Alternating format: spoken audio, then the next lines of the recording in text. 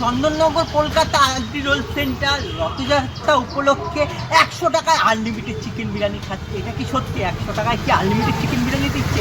এবার চলো দেখা যাক। আরে কি ব্যাপার সমিতা, আজকে রথযাত্রা, তুমি শুনলাম নাকি 100 টাকায় আনলিমিটেড বিরিয়ানি দিচ্ছ?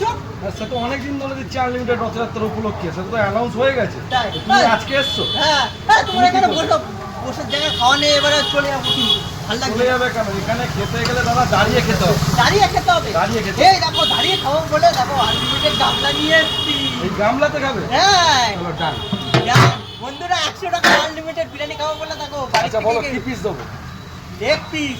লেগ পিস খাবে? হ্যাঁ সেটাও দেবো।